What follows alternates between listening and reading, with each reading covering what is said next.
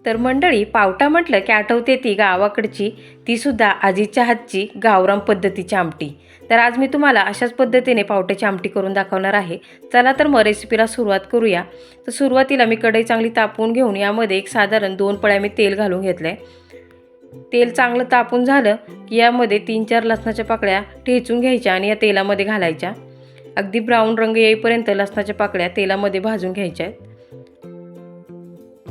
लसणाच्या पाकळ्या चांगल्या भाजल्या की यामध्ये पावट्याचे दाणे घालून घ्यायचे आहेत. पावट्याचे दाणे घालून झाले की पावट्याचे दाणे एक 3 ते 4 मिनिट छान तेलामध्ये परतून घ्यायचे आहेत. पावट्याचे दाणे अशा पद्धतीने तेलामध्ये परतले की आमटीला एक वेगळीच चव येते. तर अशा पद्धतीने तुम्हीसुद्धा आमटी नक्की ट्राय करून पहा. सगळ्यांना नक्की आवडेल आणि अगदी गावाकडची आठवण होईल. तर अशा प्रकारे 3 ते 4 मिनिट पावटा असा तेलामध्ये परतून घ्यायचा आहे.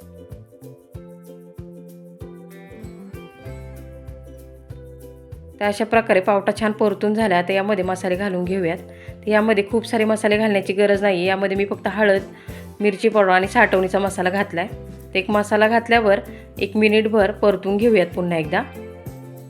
आता यामध्ये गरम केलेलं पाणी घालून घेऊया.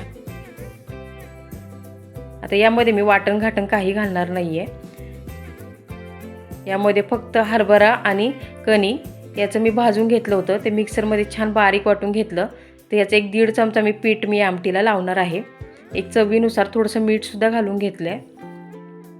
तर तुम्ही पाहू शकता अशा पद्धतीने मी जे पीठ तयार केलं होतं हरभरा डाळ आणि कणी ते घालून घेतले. याने आमटीला जबरदस्त चव येते. आता 5-6 मिनिट आमटीला एक उकळी येऊन घेऊयात. उकळी येऊन झाली की यामध्ये थोडी कोथिंबीर घालून घेऊया बारीक चिरलेली. तर अशा पद्धतीने तुम्ही पाहू शकता मस्त अशी गावरान पद्धतीची आमटी तयार झाली आहे.